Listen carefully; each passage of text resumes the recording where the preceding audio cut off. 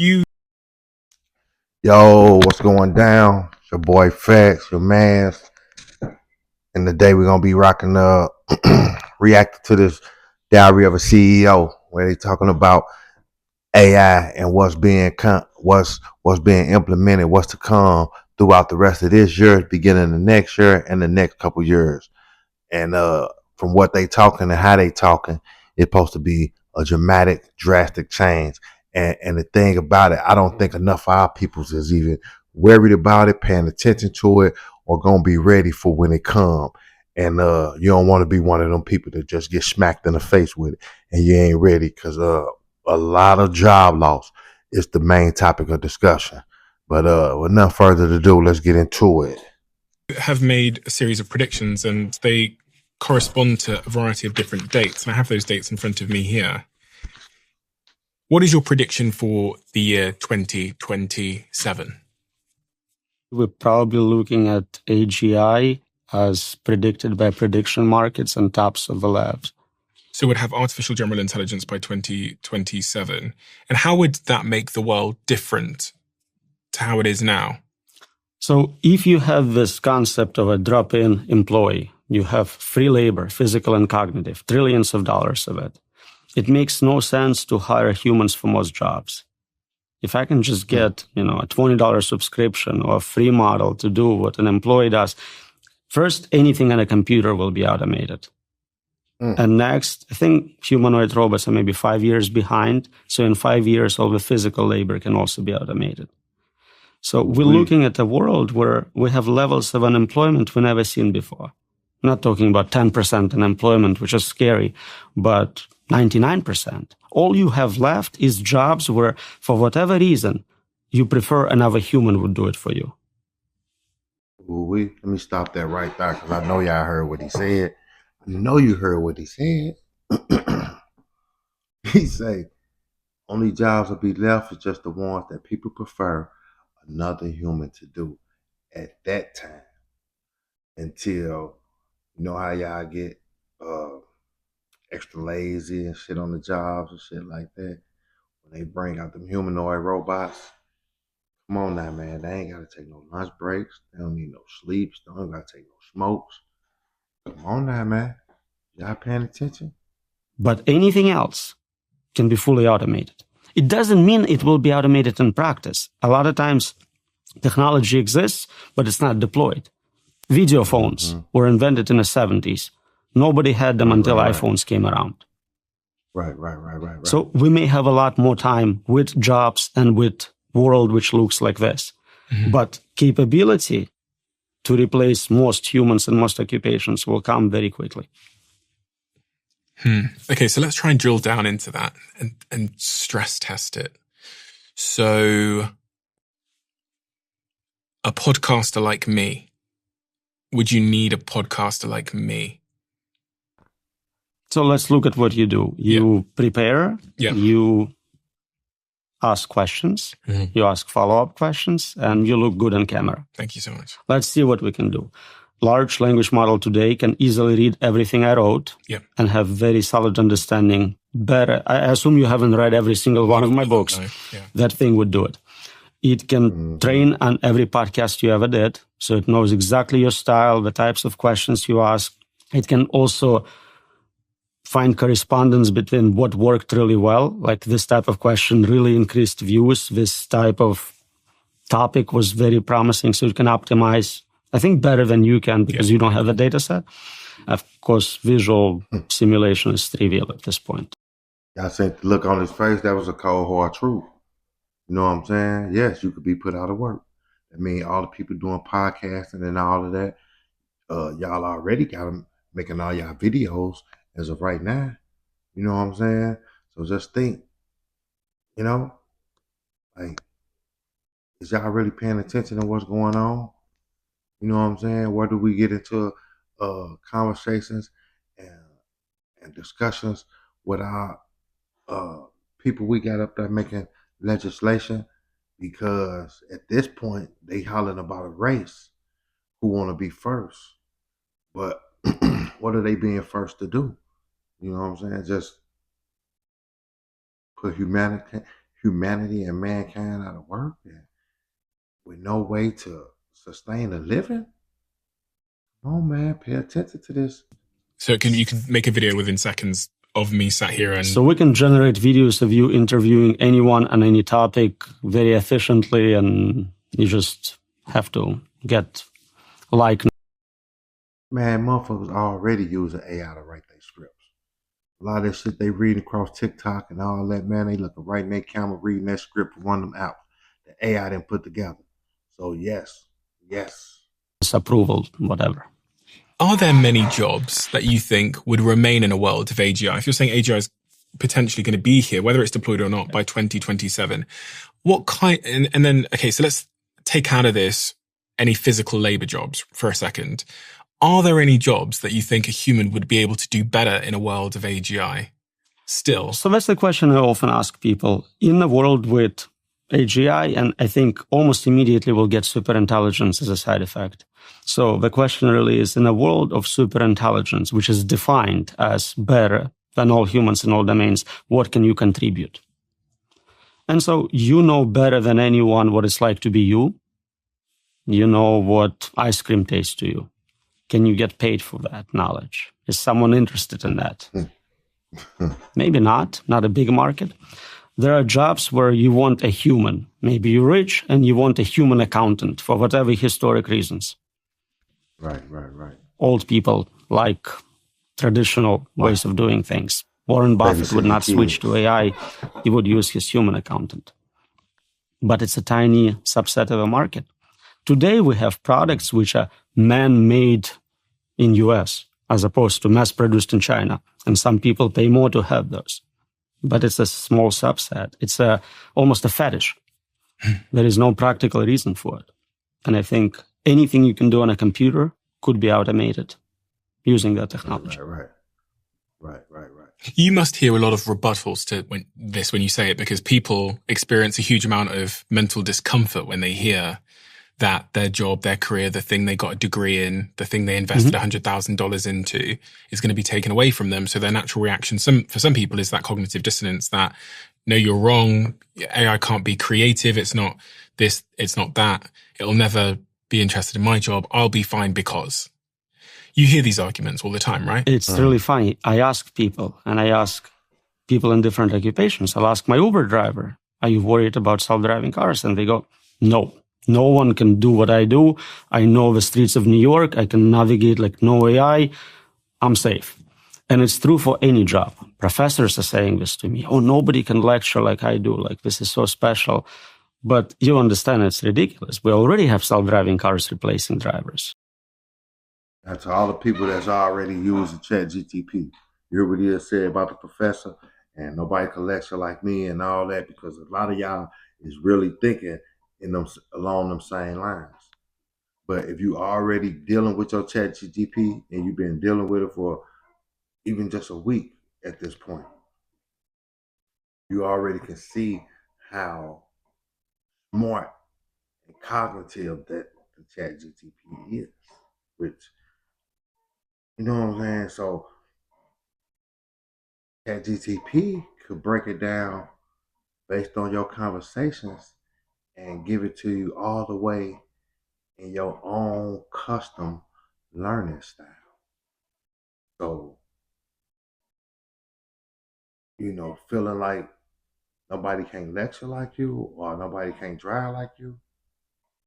Y'all don't know that Tesla got all these cameras on all these cars documenting all this information and feeding it to AI all the way down to the what ifs on the road. What if somebody jump out in front of your car? What if you have to swerve over like this? What if all the what ifs? Because they collecting the data from all the cameras, from all their cars that they got on the road. Or y'all in the world of all this? All right, we're going to continue. That is not even a question if it's possible. It's like, how soon before you fired?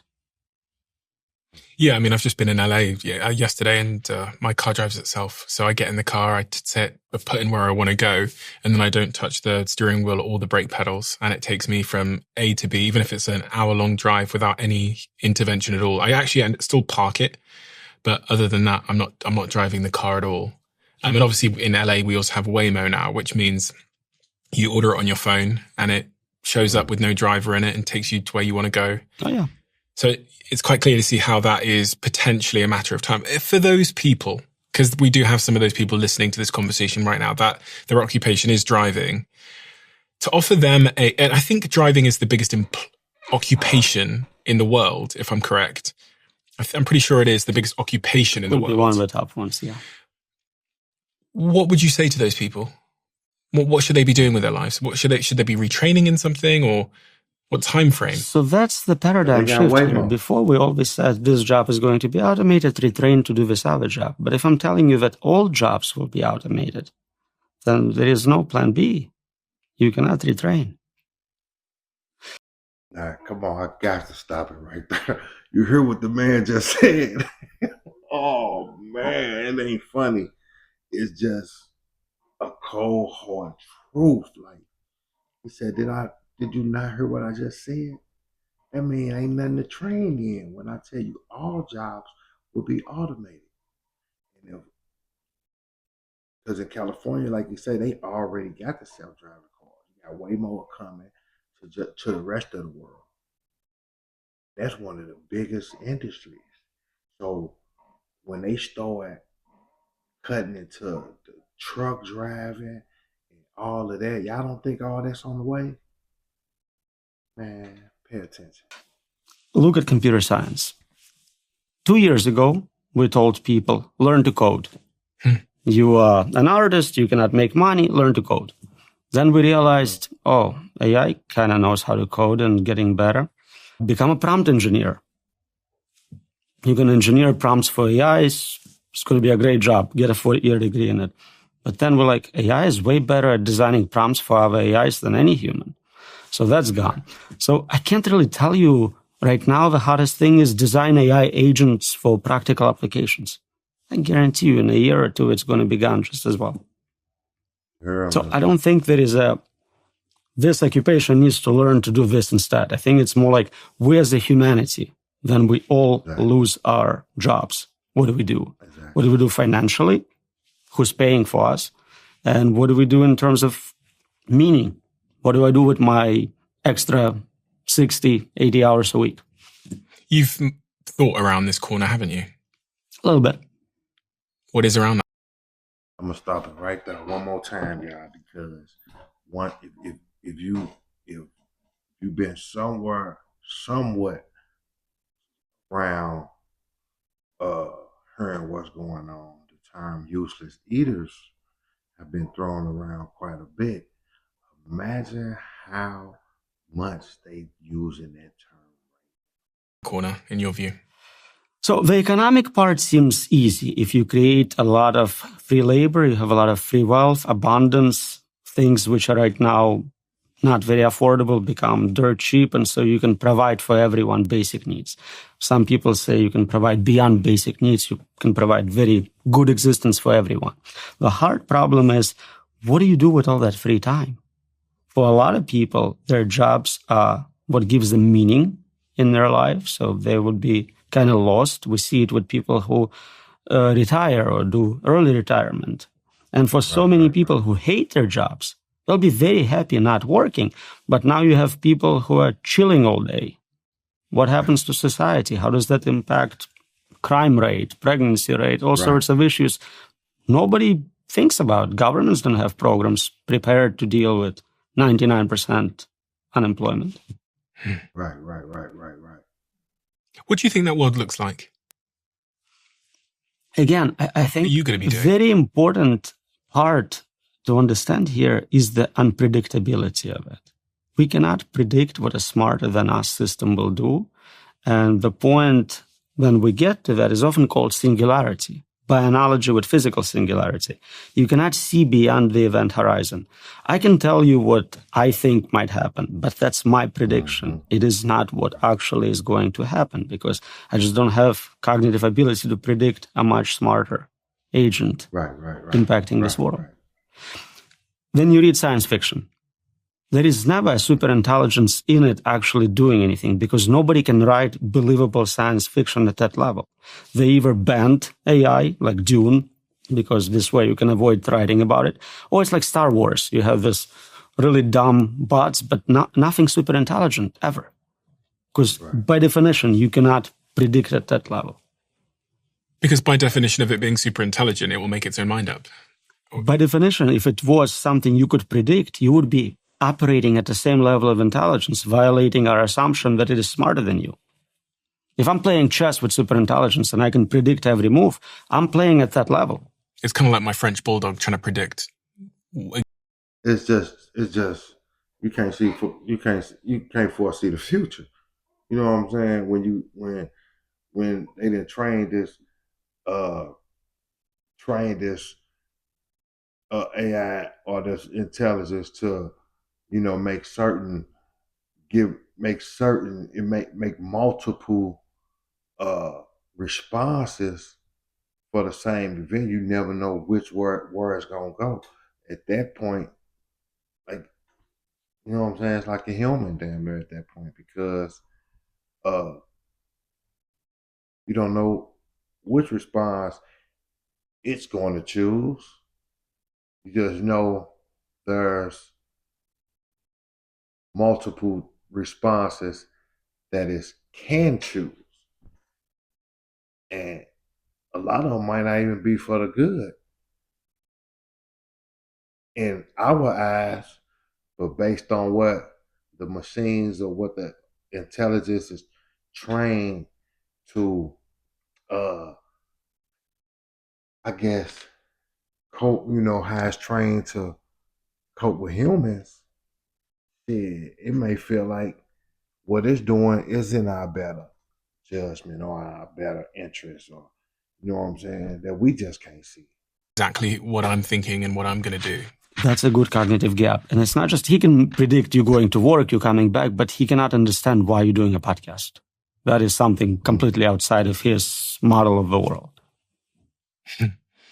Yeah, he doesn't even know that I go to work. He just sees that I leave the house and doesn't know where I go. Buy food for him. What's the most persuasive argument against your own perspective here? That we will not have unemployment due to advanced technology? That there won't be this French bulldog human gap in understanding and, I guess, like power and control. So some people think that we can enhance human minds either through combination with hardware, so something like Neuralink, or through genetic reengineering to where we make smarter humans. Yeah. It may give us a little more intelligence. I don't think we're still competitive in biological form with silicon form. Silicon substrate is much more capable for intelligence. It's faster, it's more resilient, more energy efficient in many ways. Which is what computers are made out of versus the brain. Yeah. So I don't think we can keep up just with improving our biology. Some people think maybe, and this is very speculative, we can upload our minds into computers. So scan your brain, connect comb of your brain, and have a simulation running on a computer. And you can speed it up, give it more capabilities. But to me, that feels like you no longer exist. We just created software by different means, and now you have AI based on biology and AI based on some other forms of training. You can have evolutionary algorithms. You can have many paths to reach AGI. But at the end, none of them are humans. I have another date here, which is 2030. What's your prediction for 2030? What will the world look like? So we probably will have humanoid robots with enough flexibility, dexterity to compete with humans in all domains, including plumbers. We can make artificial plumbers. Not the plumbers. That felt like the last bastion of human employment. So 2030, 5 years from now, humanoid robots, so many of the companies, the leading companies, including Tesla, are developing humanoid robots at light speed, and they're getting increasingly more effective. These humanoid robots will be able to move through physical space, make an omelette, do anything humans can do, but obviously be connected to AI as well. So they can think, talk. Right. They're controlled by AI. They're always connected to the network. So they are already dominating in many ways. Our world will look remarkably different when humanoid robots are functional and effective. Because that's really when, I start thinking, like the combination of intelligence and physical ability is really doesn't leave much, does it, for us human beings? Not much. So today, if you have intelligence through internet, you can hire humans to do your bidding for you. You can pay them in Bitcoin, so you can have bodies just not directly controlling them. So it's not a huge game changer to add direct control of physical bodies. Intelligence is where it's at. The important component is definitely higher ability to optimize, to solve problems, to find patterns people cannot see. And then by 2045, I guess the world looks even more, which is 20 years from now. So if it's still around. Ray Kurzweil predicts that that's the year for the singularity. That's the year where progress becomes so fast. So this AI doing science and engineering work makes improvements so quickly we cannot keep up anymore. That's the definition of singularity, point beyond which we cannot see, understand, predict. See and understand, predict the intelligence itself, or what is happening in the world? The technology is being developed. So right now, if I have an iPhone, I can look forward to a new one coming out next year, and I'll understand it has slightly better camera. Imagine now this process of researching and developing this phone is automated. It happens every 6 months, every 3 months, every month, week, day, hour, minute, second. You cannot keep up with 30 iterations of iPhone in one day. You don't understand what capabilities it has, what proper controls are. It just escapes you. Right now, it's hard for any researcher in AI to keep up with the state of the art. While I was doing this interview with you, a new model came out, and I no longer know what the state of the art is. Every day, as a percentage of total knowledge, I get dumber. I may still know more because I keep reading, but as a percentage of overall knowledge, we're all getting dumber. Right. And then you take it to extreme values, you have zero knowledge, zero understanding of the world around you. Some of the arguments against... So let me stop that again. So if you ain't already learning this AI thing, man, you need to catch up, because you just heard the man, and he helped create some of this shit, coin some of the terms that we use in this shit. He tells you that him just sitting here doing this interview put him behind. So, man, this is serious. And it's like, the way at which they going, do you still even want your kids going to college? Are you saving for college? Are there going to be jobs for the children? How would they provide, put food in their mouths and get their bills paid? And you see what I'm saying? And you got to think we are already in 2026. And he just told you this by 2030. And another 20 years, hell, how old you going to be? And what is it going to be looking like? You don't think it's time to get innovative? Get you some land? Learn how to grow some food? Because it's going to be a new currency. And we're going to be on the barter system. This eventuality are that when you look at other technologies like the Industrial Revolution, people just found new ways to work, and new careers that we could never have imagined at the time were created. How do you respond to that in a world of superintelligence? It's a paradigm shift. We always had tools, new tools, which allowed some job to be done more efficiently. So instead of having 10 workers, you could have 2 workers, and 8 workers had to find a new job. And there was another job. Now you can supervise those workers or do something cool. If you're creating a meta-invention, you're inventing intelligence, you're inventing a worker, an agent, then you can apply that agent to the new job. There is not a job which cannot be automated. That never happened before. All the inventions we previously had were kind of a tool for doing something. So we invented fire, huge game changer. But that's it. It stops with fire. We invent a wheel, same idea, huge implications, but wheel itself is not an inventor. Here we're inventing a replacement for human mind, a new inventor capable of doing new inventions. It's the last invention we ever have to make. At that point, it takes over. And the process of doing science, research, even ethics research, morals, all that is automated at that point. Do you sleep well at night? Really well. Even though you spent the last, 15, 20 years of your life working on AI safety, and it's suddenly among us in a way that I don't think anyone could have predicted 5 years ago. When I say among us, I really mean that the amount of funding and talent that is now focused on reaching superintelligence faster has made it feel more inevitable and more soon than any of us could have possibly imagined. We as humans have this built-in bias about not thinking about really bad outcomes and things we cannot prevent. So all of us are dying.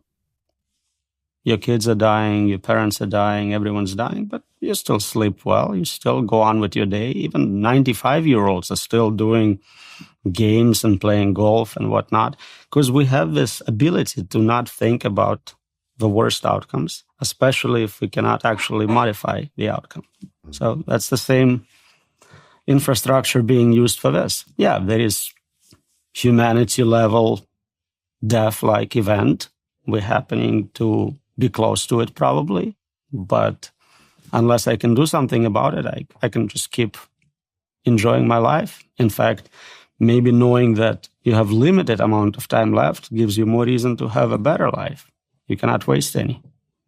And that's the survival trait of evolution, I guess, because those of my ancestors that spent all their time worrying wouldn't have spent enough time having babies and hunting to survive. Suicidal ideation. People who really start thinking about how horrible the world is usually escape pretty soon. Heard what that said. Heard what he said. I mean, people start taking their own lives.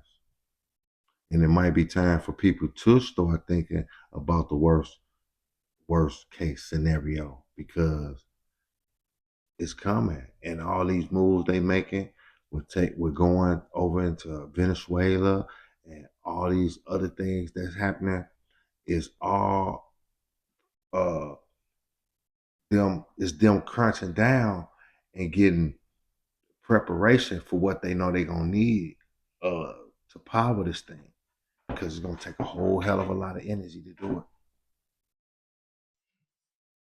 it. You co-authored this paper analyzing the key arguments people make against the importance of AI safety. And one of the arguments in there is that there's other things that are of bigger importance right now. It might be world wars. It could be nuclear containment. It could be other things. There's other things that the governments and podcasters like me should be talking about that are more important.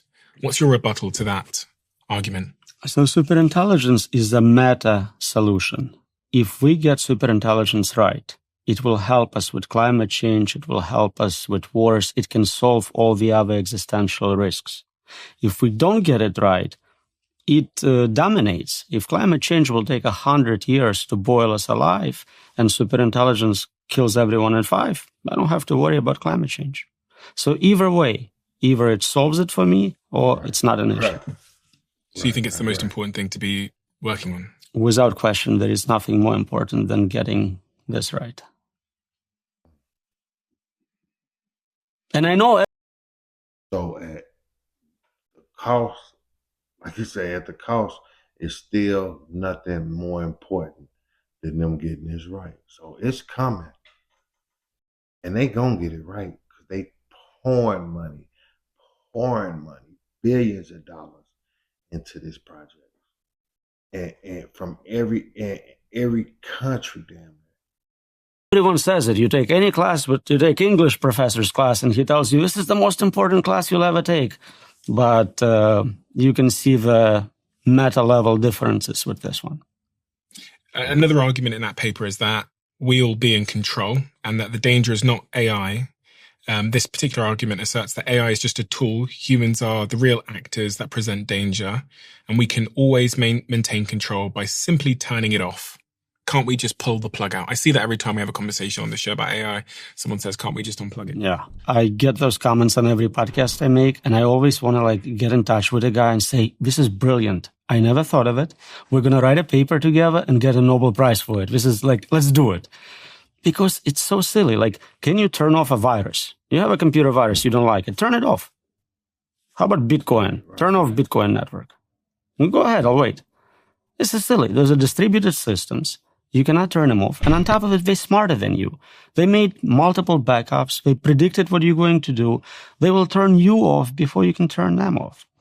The idea that we will be in control applies only to pre-superintelligence levels, basically what we have today. Today, humans with AI tools are dangerous. They can be hackers, malevolent actors, absolutely.